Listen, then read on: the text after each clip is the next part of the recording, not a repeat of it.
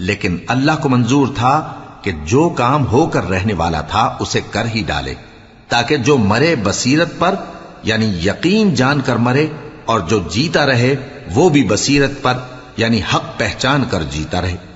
اور کچھ شک نہیں کہ اللہ سنتا ہے، جانتا ہے۔ اس وقت اللہ نے تمہیں خواب میں کافروں کو تھوڑی تعداد میں دکھایا تھا، اور اگر بہت کر کے دکھاتا تو تم لوگ جی چھوڑ دیتے، اور جو کام درپیش تھا اس میں جھگڑنے لگتے، لیکن اللہ نے تمہیں اس سے بچا لیا، بے شک وہ سینوں کی باتوں تک سے واقف ہے۔